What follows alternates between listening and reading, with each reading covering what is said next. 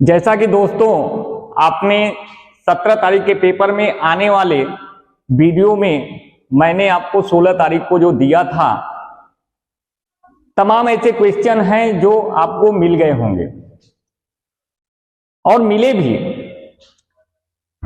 ठीक 17 के बाद 18 अप्रैल को जो होने वाले पेपर हैं, उन पेपर में जो क्वेश्चन आने वाले हैं वो एक बार पुनः मैं आपके सामने ये फाइटर क्वेश्चन को रखने जा रहा हूं।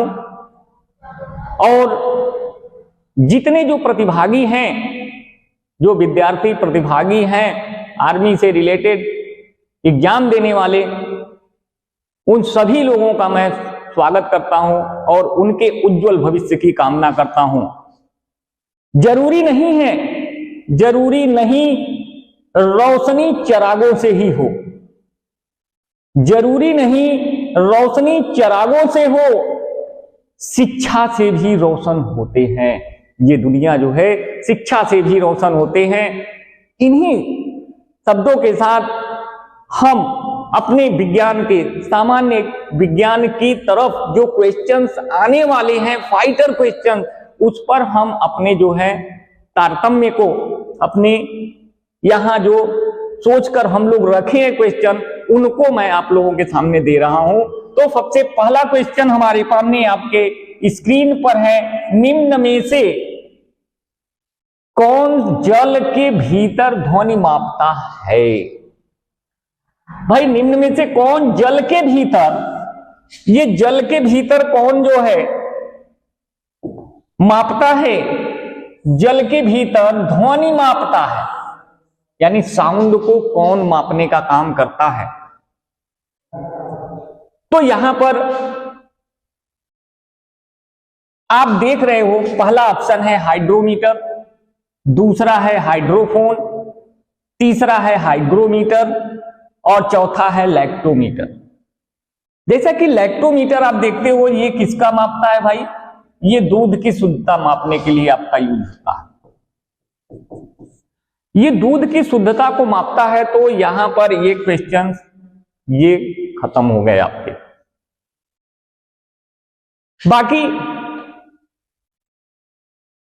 ये जो है हाइग्रोमीटर जो है ये आर्द्रता के लिए है, और ये जो है तो ये भी नहीं होगा। और हाइड्रोमीटर जो है वो घनत्व नापता है, डेंसिटी नापता है, इसलिए ये भी नहीं होगा। तो सही राइट आंसर जो होगा वह हमारा होगा हाइड्रोफोन। इस हाइड्रोफोन के माध्यम से हम जल के भीतर ध्वनि को आसानी से माप सकते हैं। नेक्स्ट दूसरे क्वेश्चन की तरफ हम अग्रसर होते हैं। दूसरा क्वेश्चन है हमारे पास जो आपके स्क्रीन पर दिखाई दे रहा है, एक एंगस्ट्राम। ये 1 एंगस्ट्राम कितने मीटर के होता है? सवाल पूछा है कि 1 एंगस्ट्राम में कितने मीटर होते हैं। देखिए भाई 10⁻⁻6 जो होता है ये माइक्रोन में होता है, यानी 1 माइक्रोन, ये माइक्रोन इसको बोलते हैं। तो 1 माइक्रोन में जो होता है 10⁻⁻6 होता है। तो ये ऑप्शन आपका नहीं होगा। 10⁻10 ये तो होता ही नहीं है भाई किसी का। यहां 10⁻−10 दिया है। ये जो है 1 माइक्रोन जो 1 एंगस्ट्राम है यह 10⁻−10 के बराबर होगा। और जबकि ये डी दिया है तो ये नैनोमीटर, ये नैनोमीटर में आपके 1 नैनोमीटर में जो है 10⁻9 मीटर के इक्वल होता है। तो इसलिए यहां पर जो राइट आंसर आपका बन रहा है वह राइट ऑप्शन आपका सी बन रहा है, 10⁻10 होगा। यानी 1 एंगस्ट्राम बराबर 10⁻−10 मीटर के। तो नेक्स्ट हम अगले क्वेश्चन की तरफ रुख करते हैं। अपना अगला क्वेश्चन है कि डाप्सन इकाई का प्रयोग किया जाता है। इस डाप्सन इकाई का प्रयोग कहां पर किया जाता है, क्या मापने के लिए करते हैं? तो सवाल बहुत ही इंपॉर्टेंट और सबसे ज्यादा ये क्वेश्चन पूछे जाने वाले हैं, जो हमेशा हर प्रतियोगी परीक्षाओं में पूछा जाता है। तो डाप्सन की इकाई जो होती है ये क्या करता है? डाप्सन जो होता है, जैसा कि आपको बता दें कि डाप्सन ओजोन परत की जो है मोटाई को मापने का काम करता है। डाप्सन जो होता है ओजोन की परत की जो मोटाई होती है उसको मापता है ये डाप्सन। इस डाप्सन का प्रयोग करके हम ओजोन को माप लेते हैं। ओजोन होता क्या है, या ओजोन का फार्मूला होता है O3। और ओजोन करता क्या है? ओजोन जो पराबैंगनी किरणें आती हैं सूर्य से सीधे वो हमारे पास नहीं आती, वो ओजोन लेयर जो है, ओजोन के जो लेयर है उनसे वो रुक कर पराबैंगनी किरणों को अवशोषित कर लेती हैं, तब वो प्रकाश की किरणें हमारे पास आती हैं। तो ये ओजोन जो है हमारे स्वास्थ्य की दृष्टि से भी इंपॉर्टेंट है। अब शोर के मापने की, शोर मतलब ध्वनि, तो ध्वनि को नापते हैं किसमें भाई? ये डेसिबल में आप नाप लेते हो, तो ये डेसिबल में नापता है, तो ये भी आपका ऑप्शन नहीं होगा। बाकी ये दोनों ऑप्शन नहीं है, केवल आपका सही ऑप्शन है ओजोन की परत मापने, यानी ओजोन परत की मोटाई मापने का जो है जो इकाई है वह है डाप्सन। नेक्स्ट अगले क्वेश्चन की तरफ हम अपना रुख करते हैं। अगला क्वेश्चन ठीक आपके स्क्रीन पर जैसा कि आप देख रहे हैं कह रहा है कि ओजोन का संकेत। अभी अभी इसके पहले वाले क्वेश्चन में हमने उस पर डिस्कस किया, तो भाई आप तुरंत देखकर बता देंगे कि अब ओजोन का जो संकेत क्या होता है, इस ओजोन का संकेत क्या है, यानी ओजोन को किस सिंबल से व्यक्त किया जाता है। O2 है तो ये ऑक्सीजन का हो गया भाई, ये ऑक्सीजन है आपका। OH है, हाइड्रोक्सिल है, ये हाइड्रोक्सिल। और O3 है, देखिए इसी को हम बोलते हैं क्या? ओजोन। और ये तो कोई फार्मूला नहीं, तो यानी हमारा राइट आंसर जो होगा वह C होगा, यानी ओजोन का संकेत जो होगा वह O3 होगा। बाकी और इनमें से ऑक्सीजन है O2 और हाइड्रोक्सिल है OH होता है। नेक्स्ट क्वेश्चन की तरफ आगे चलते हैं हम अपने रक्त दाब मापने का यंत्र। रक्त दाब नापना, तो रक्त दाब नापने के लिए देखिए भाई, रक्त दाब मापने के लिए जो डॉक्टरों के पास होता है जिसमें पारा भरा होता है और आपका बीपी नाप लिया जाता है, तो बीपी, ये रक्त दाब मतलब बीपी नापते हैं, ब्लड प्रेशर, तो ब्लड प्रेशर आपका हमेशा मापा जाता है स्फिग्मोमैनोमीटर से। स्फिग्मोमैनोमीटर के द्वारा आपके रक्त के दाब को मापा जाता है। सामान्य जो मनुष्य होते हैं उनका रक्त दाब जो होता है वह 120/80 होता है, यानी अधिकतम 120 और न्यूनतम 80। ये जो है रक्त दाब, हमारा जो बीपी होता है वह इतना होता है। नेक्स्ट हम थोड़ा और आगे की तरफ चलते हैं अपने नेक्स्ट क्वेश्चन जो कि आपके स्क्रीन के सामने है। नेक्स्ट क्वेश्चन है क्यूरी, बहुत ज्यादा पूछने वाला क्वेश्चन। क्यूरी क्या है? तमाम लोग यही कहते हैं क्यूरी, मैडम क्यूरी, और इनके जो पति थे पी क्यूरी। तो इन्होंने जो किया था कि क्यूरी किसकी इकाई का मात्रक है? ये क्यूरी किसकी इकाई का नाम है? देखिए भाई, ताप को हम केल्विन या अन सेंटीग्रेड में, अन सेंटीग्रेड या केल्विन में हम इसको डिनोट करते हैं। उष्मा कैलोरी में, ये आप कैलोरी में उष्मा, किलो कैलोरी में भी आप एनर्जी को, ऊर्जा को जूल में, हम ऊर्जा को जूल में करते हैं। तो अब बचा भाई, इसमें से तो कोई आपको दिखाई नहीं दिया तीन ऑप्शन में से, तो चौथा ऑप्शन जो होता है रेडियो एक्टिव धर्मिता, यानी रेडियो एक्टिव पदार्थों का जो है ये मात्रक जो होता है वो क्या है हमारे पास? क्यूरी है। क्यूरी जो है ये रेडियो एक्टिव धर्मिता का मात्रक है। तो रेडियो एक्टिव तत्व की खोज भी अगर हम पूछता, एक और अलग इस पर क्वेश्चन आपको मिलता है कि रेडियो एक्टिव तत्व की खोज किसने किया? तो रेडियो एक्टिव तत्व की खोज हेनरी बेकुरेल ने किया था। हेनरी बेकुरेल ने रेडियो एक्टिविटी की खोज किया था। हेनरी बेकुरेल ने। रेडियो एक्टिव तत्व होते क्या है? जो स्वतः अपने आप में से प्रकाश को उत्सर्जित करते रहते हैं, उनमें से प्रकाश अपने आप निकलता रहता है, किसी सोर्स की जरूरत नहीं होती है। नेक्स्ट अगले क्वेश्चन की तरफ हम फिर चलते हैं। कह रहा है निम्नलिखित एसआई यूनिटों में कौन सी सही सुमेलित नहीं है? देखिए भाई, अब कोई मात्रक दिया है, उसका मात्रक क्या है और राशि दिया हुआ है तो उसका मात्रक उसके सामने है, उस मात्रक किस मात्रक से मापते हैं। तो इस ऑप्शन में आपको 4 ऑप्शन में से कुछ ऐसे होंगे कि 3 सही होंगे, बाकी चौथा जो है वो गलत होगा। तो यहां पर हम आते हैं, कार्य को जूल में मापते हैं, ये ठीक है। कह रहा है सुमेलित नहीं है, हमारा काम होना है नहीं है। नहीं शब्द ध्यान देना, एसआई यूनिटों में कौन सी सही सुमेलित नहीं है? जो एक दूसरे से मेल खाता हो तो कार्य को जूल में नापते हैं, ये तो मेल खा रहा। बल का न्यूटन से, बल का मात्रक न्यूटन, ये भी खा रहा है, बल को न्यूटन में मापते हैं। द्रव्यमान को किलोग्राम में मापते हैं, ये भी आप जानते हैं। लेकिन यहां पर देखिए दाब, ये आपका यहां पर सुमेलित नहीं है, क्योंकि दाब जो है वो डाइन में आ गया। और डाइन होता क्या है यहां बता दें, वो बल का सबसे छोटी इकाई डाइन बोली जाती है। इसलिए दाब का इस डाइन की जगह होना चाहिए था या तो पास्कल। दाब का मात्रक क्या होता है?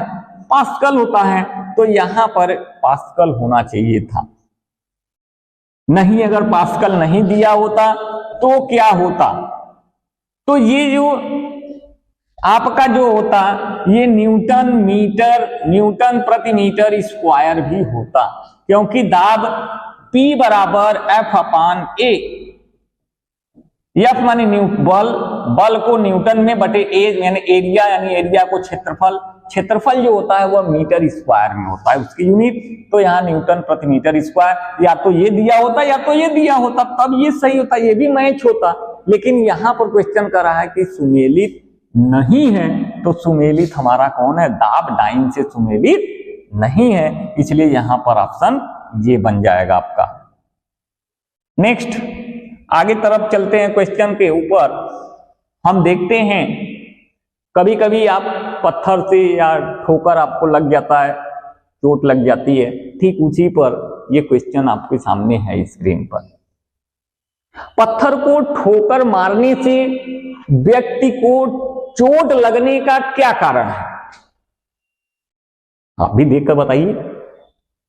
कई हैं कंटेंट जो बैठे हुए हैं, वो भी हम देख रहे हैं, हमारी वो अपने तुरंत जो मैसेज कर रहे हैं कि हाँ भाई ठीक है, मिल रहा है। कुछ लोग का जो है सही आ रहा है आंसर। इसमें देखिए पत्थर को, चलिए भाई ठीक है, हम आगे तरफ चलते हैं, आंसर दे रहे हैं आपको। पत्थर को ठोकर मारने से व्यक्ति को चोट लगने का कारण क्या है? चोट लगने का कारण होता क्या है, पहले ये ध्यान दीजिए। ये न्यूटन के तीसरे नियम पर आधारित है। जब हम किसी वस्तु पर मारते हैं तो उतना ही बल वो भी हमारे ऊपर प्रेरित करता है, लगाता है। इसलिए ये आपका प्रतिक्रिया, तो न्यूटन का जो तीसरा नियम होता है क्रिया प्रतिक्रिया का नियम, क्रिया प्रतिक्रिया का नियम जो होता है, इसी पे आधार पर आपको चोट लगती है। अतः यहां पर जो राइट आंसर होगा वह प्रतिक्रिया होगी, प्रतिक्रिया के कारण ही होता है, जड़त्व के कारण नहीं होगा। जड़त्व के कारण होता है कि जब कोई वस्तु स्थिर अवस्था में तो स्थिर में रहेगी, जब कोई वस्तु गति में है तो वह गति में रहेगी। और जड़त्व के नियम को किसने दिया था? गैलीलियो ने दिया था, या गैलीलियो का भी नियम हम इसको कहते हैं। वेग है नहीं, संवेग है नहीं, ये दोनों नहीं है। संवेग, यहां पर वेग को अगर देखें तो ये विस्थापन बटे समय होता है, विस्थापन बटे समय, तो इसमें तो कोई होने का काम नहीं है। संवेग, संवेग भी आप देख रहे हो, P बराबर m इंटू भी, द्रव्यमान गुणे वेग के गुणनफल को ही हम संवेग कहते हैं। तो इन दोनों का, तीनों का कोई रिलेशन नहीं है। तो सही ऑप्शन आपको सी है, यानी प्रतिक्रिया, क्रिया प्रतिक्रिया के नियम के कारण हमें ठोकर लगती है। सबसे इंपॉर्टेंट क्वेश्चंस ये पूछता रहता है।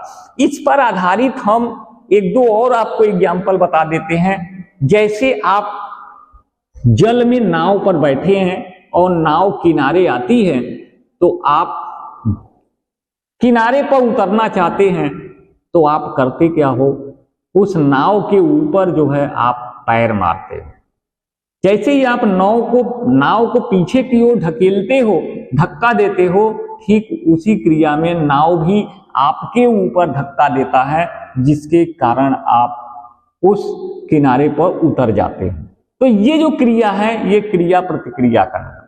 ठीक उसी तरह से क्रिया प्रतिक्रिया का नियम, जब बंदूक से गोली चलाते हैं तो सबसे पहले वह पीछे की ओर धक्का देता है और फिर वो आगे की तरफ गोली निकलती है। ये भी क्रिया प्रतिक्रिया के नियम पर ही आधारित है।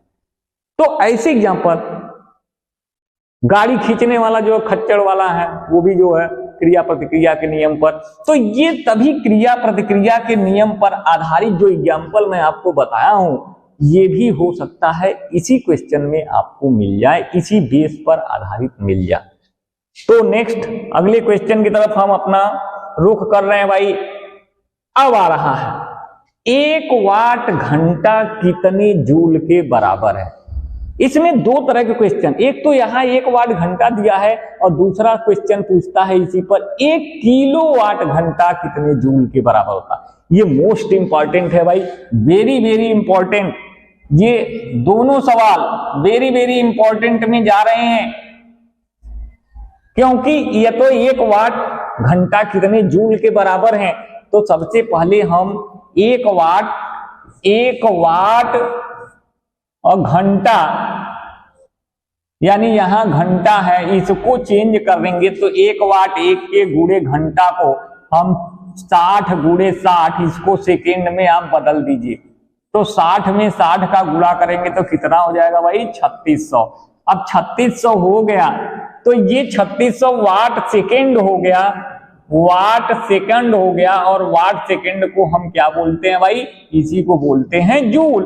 तो ये हो जाएगा 3600 जूल। लेकिन हम जब ऑप्शन में देख रहे हैं तो 3600 कहीं नहीं दिया, देखिए 360 दिया है, तो ये तो है नहीं है, 3600 है। लेकिन अभी हमको हमारे अकॉर्डिंग आंसर नहीं मिल रहा, तो हम अपने अकॉर्डिंग आंसर बनाने के लिए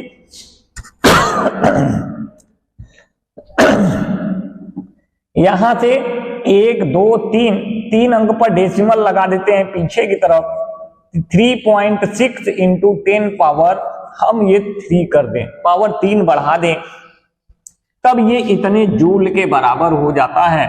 तो 3.6 गुणे 10 घाते 3 जूल। आप अब देख लीजिए कि आपका आंसर कहां मैच कर रहा है। देखिए हमारा आंसर यहाँ 3.6 गुणे 10 घाते 3 जूल के बराबर हो गया। हम कह सकते हैं कि 1 वाट घंटा बराबर है 3.6 गुणे 10 घाते 3 जूल के। इसी पर अगर यहां से इसी क्वेश्चन को हम बदल देते तो किलोवाट घंटा ऐसे कर देता। 1 किलोवाट घंटा को अगर देता तब आप कैसे करते भाई, हम उसको, यानी ऑप्शन के अनुसार ये आपका सही है। नेक्स्ट इसी पर जो आधारित क्वेश्चन है दूसरा हम दे रहे हैं 1 किलोवाट घंटा अगर पूछता तब आपको पता होना चाहिए 1 किलोवाट गुणे 1 घंटा। तो इसमें 1 किलोवाट में 1000 वाट, तो इसको वाट में चेंज कर दीजिए 1000 वाट और गुणे 1 घंटा को 3600 सेकेंड कर लीजिए।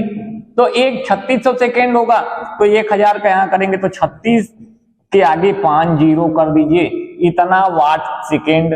तो वाट सेकेंड जो होता है ये जूल हो जाता है, तो ये जूल का हो गया। इसलिए इसमें भी लेकर आइए दशमलव को यहां तक, 1 2 3 4 5 6 अंक के बाद आएगा यहाँ, तो लिखकर 10 घाते 6 जूल, यानी ये जो होता है यह 1 किलोवाट घंटा के बराबर होता है। तो ये ये दोनों क्वेश्चन बहुत ही इंपॉर्टेंट है, या तो ये दे दे या तो ये दे दे। तो जो ऑप्शन में आ रहा है मैं दोनों क्वेश्चन आपको इसीलिए बता दे रहा हूं कि आप कहीं कंफ्यूज ना हो और आप जो है आसानी से उसको कर लें। चलिए दोस्तों, हम अपने नेक्स्ट क्वेश्चन की तरफ अपना रुख करते हैं। नेक्स्ट क्वेश्चन की तरफ हम बढ़ें। हमारा नेक्स्ट क्वेश्चन है, ये भी बहुत ही इंपॉर्टेंट क्वेश्चन है भाई, वेरी वेरी इंपॉर्टेंट। नोट कर लीजिए, रट लीजिए इसको। जो रटा, जो इसको एक बार देख लिया, वह पेपर में आने वाले समय में वो तुरंत उसी पर ऑप्शन पर सीधे जाएगा। जो मैं यहां बता रहा हूं भाई, उसको ध्यान से देखिए। अगर वर्दी पाना है, वर्दी पाने की कोशिश कर रहे हो, यहां कोशिश बेकार नहीं जाएगी। वर्दी मैं दिला कर रहूंगा और तुम वर्दी पहनकर तब आना और हमारे इस वीडियो में आना और तब मिलकर कहना नहीं सर आपने ऐसा बताया था। याद कर लीजिए, रट लीजिए इसको। डायनमो एक युक्ति है जो परिवर्तित करती है। डायनमो, कभी कभी बच्चे कंफ्यूज हो जाते हैं। एक होता है डायनमो, एक होता है विद्युत मोटर। भाई क्या पूछता है? विद्युत मोटर। ये दो क्वेश्चन को घुमा फिरा कर पूछता है। तो पहले हम डायनमो को बता दें, तब उसके बाद अगले क्वेश्चन पर हम चलते हैं इसी के। डायनमो जो होता है, ये डायनमो आखिर करता क्या है भाई? डायनमो का काम क्या? डायनमो परिवर्तित करता है। जैसे आप शादी विवाह में देखते थे कि जनरेटर चलता था। जनरेटर जो होता है वह क्या करता है? आप उसको पहले हैंडल मारते हो और हैंडल मार कर जब छोड़ देते हो तो वो उसमें से करंट यानी बिजली पैदा होती थी और वो झालर मोती और जो अब बल्ब लगे होते थे वो जलना स्टार्ट हो जाता था। यानी किया क्या? पहले हमने हैंडल मारा, यानी पहले हमने यांत्रिक कार्य किया, हमने यांत्रिक ऊर्जा दिया और यह यांत्रिक ऊर्जा किसमें बदल कर दे रहा है? लास्ट में विद्युत ऊर्जा में। तो कहने का मतलब हमारा ऑप्शन कौन सा सही है भाई? ये ऑप्शन हमारा सी सही है। डायनमो का काम है यांत्रिक ऊर्जा को विद्युत ऊर्जा में परिवर्तित करना। नंबर दूसरा,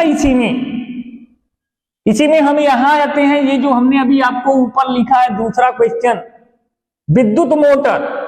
अब विद्युत मोटर क्या है? घर में पंखा लगा होगा, पंखा चल रहा है जब लाइट है तब, और जैसा लाइट कटी और पंखा वैसा बंद। काहे? पंखा में पहले का दिला? पहले बिजली दिए, पहले उसको करंट दिए ना। जब करंट गया, जैसा करंट गया वैसा पंखा चलना चालू हो गया, और करंट कटा पंखा रुकना चालू हो गया। यानी कह क्या रहा है? पहले हम विद्युत ऊर्जा दे रहे हैं, तब वो पंखा डोलकर यांत्रिक कार्य कर रहा है, तब आपका जो है विद्युत ऊर्जा को यांत्रिक ऊर्जा में बदलता है। तो पर ये है विद्युत ऊर्जा को यांत्रिक ऊर्जा में बदल देता है। जैसा कि यहां पर एक दिया हुआ है, विद्युत ऊर्जा को यांत्रिक ऊर्जा में बदलता। तो तब ये वाला जो ऑप्शन होता वह विद्युत ऊर्जा मोटर यानी विद्युत मोटर से रिलेटेड हो जाता। दोस्तों, ये दोनों क्वेश्चन को बहुत ही इंपॉर्टेंट हैं, इन्हें रट लीजिए, याद कर लीजिए। हम इससे नेक्स्ट क्वेश्चन की तरफ आगे बढ़ रहे हैं भाई।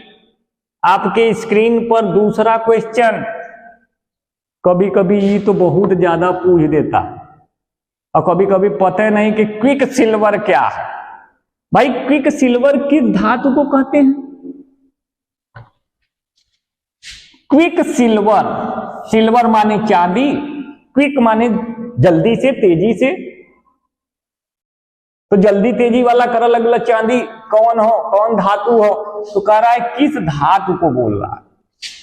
तो सबसे पहले एल्युमिनियम को हम कहेंगे नहीं, एल्युमिनियम नहीं होता है भाई क्विकसिल्वर, ये सिलिकॉन है, इसको एल्युमिनियम बोलेंगे भाई, ये याद रखिएगा। एल्युमिनियम इसका संकेत भी आपको दे रहे हैं, एल्युमिनियम का एल, सिलिकॉन ये सिलिकॉन है,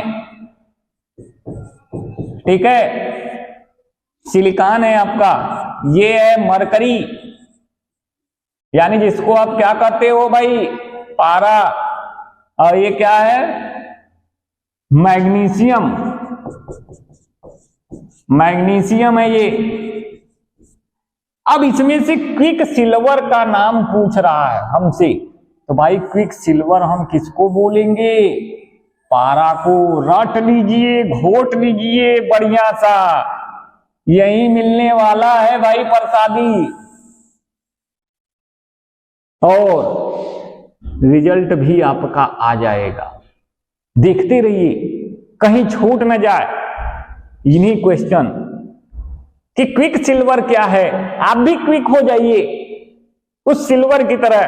पारा, ये पारा जो है आपका क्विक सिल्वर के नाम से जाने जाने वाला धातु है।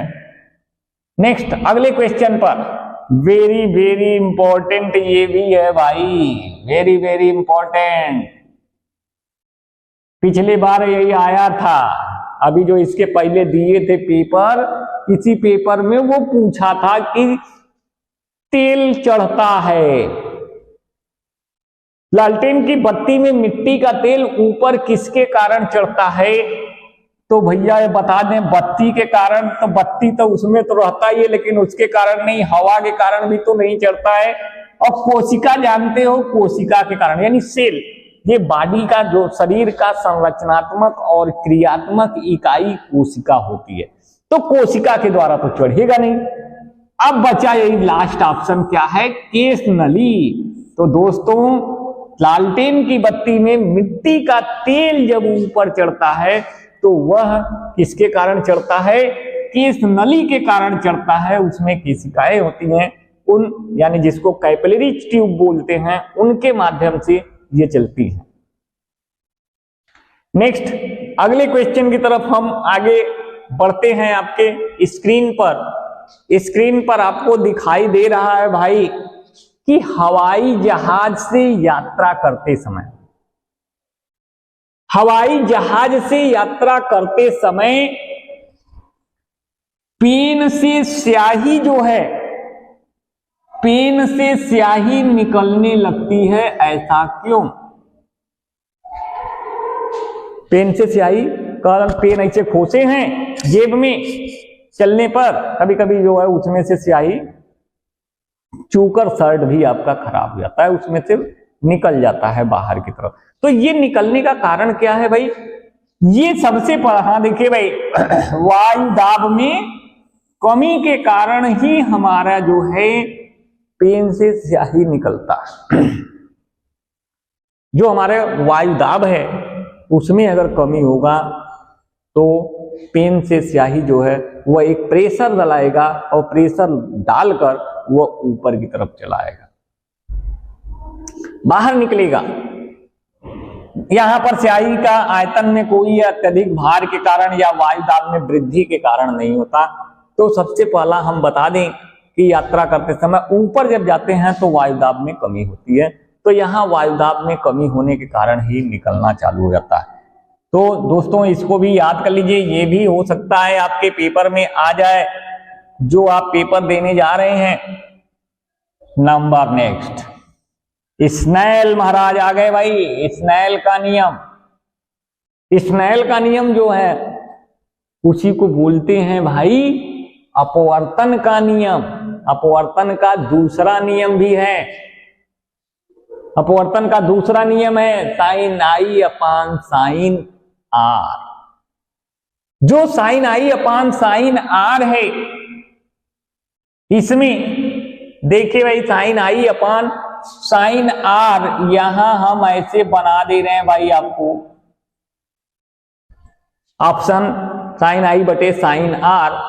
ये अपवर्तनांक n के बराबर हो जाता है, तो सभी n के बराबर है अपवर्तनांक में आप रख दीजिए। तो कह रहा है स्नेल महाराज का नियम कौन है भाई, जिसे स्नेल का नियम कहते हैं। तो हमारा राइट आंसर क्या हो जाएगा, B, sine pi upon sine are.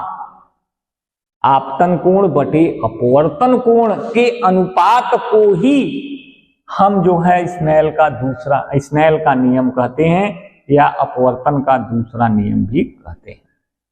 दोस्तों आपको समझ में आ गया होगा कि साइन आई अपान साइन आर बराबर एन के। नेक्स्ट अगले क्वेश्चन की तरफ हम अपना रुख करते हैं भाई। अगला क्वेश्चन है निकट दृष्टि दोष।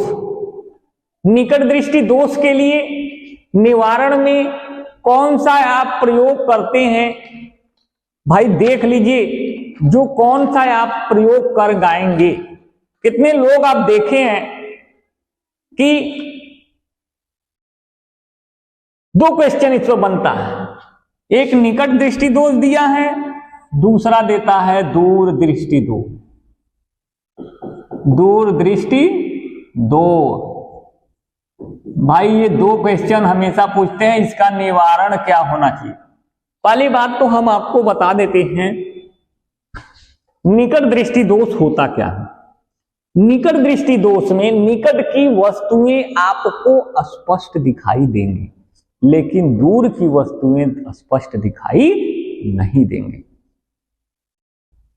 ये जो पूछता है वो स्पष्ट दिखाई देता है, जो कहता है। जैसे निकट दृष्टि दोष तो कह दे भैया कि निकट का ओके अच्छा से दिखाई देला और दूर का जो है ओके अच्छा से दिखाई नहीं दे, यही से ओकरे आंखी में निकट दृष्टि दोष है। और दूसर का पूछ ले कि दूर दृष्टि दोष, तो जौने के दूरे का देखा है, नजदीकी का न देखा है, तो ओके दूर दृष्टि दोष कहिला। तो भाई आपको निकट दृष्टि दोष और दूर दृष्टि दोष, ये दो दोष तो आपको कंफर्म हो ही गया। और होता क्या है भाई, इसमें सवाल जो आपसे पूछा है निकट दृष्टि दोष का निवारण करना, तो निवारण करा बदे देखा भाई उत्तल लेंस, उत्तल दर्पण, अवतल ले दर्पण और अवतल लेंस, दो चीज दे ले। सब लोग यही में कंफ्यूज होलन दर्पण और लेंस में। तो यहां पर देखिए दूर दृष्टि या निकट दृष्टि दोष होगा तो उसमें हमेशा प्रयोग होगा लेंस। दर्पण में मत भागिएगा, लेंस रहेगा चाहे कौनो।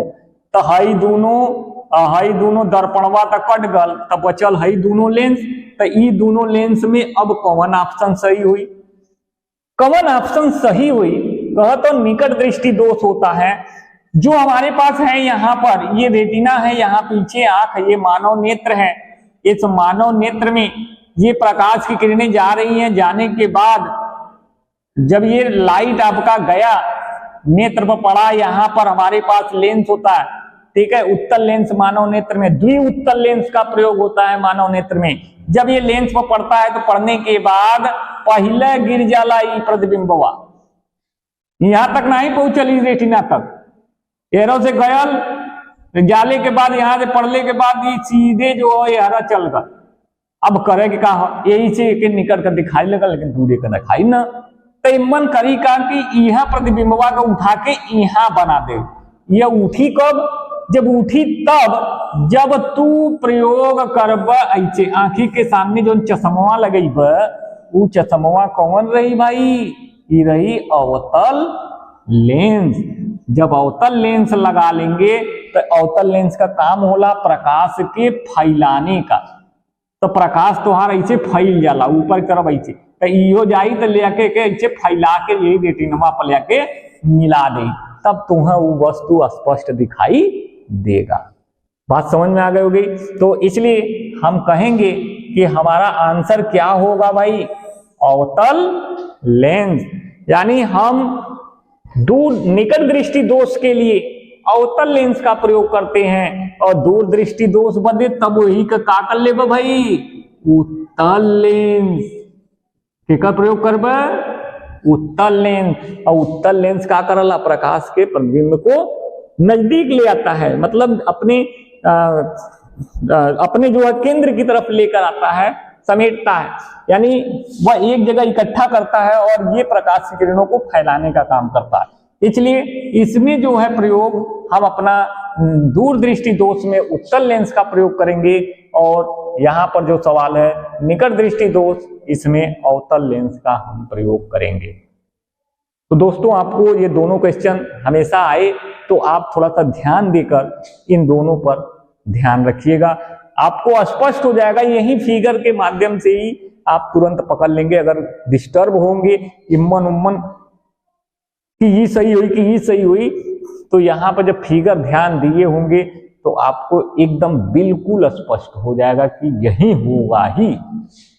चलिए नेक्स्ट क्वेश्चन की तरफ हम आगे अपना रुख कर रहे हैं।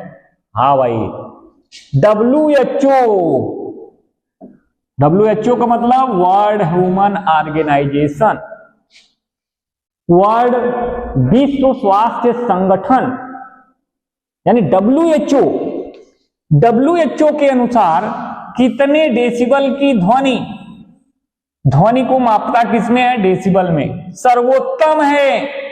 WHO ने अपने रिकॉर्ड में बोल रखा है कि सर्वोच्चम ध्वनि कितना डेसिबल का। तो भाई बता दें, सर्वोत्तम जो होता है वह 45 डेसिबल होता है।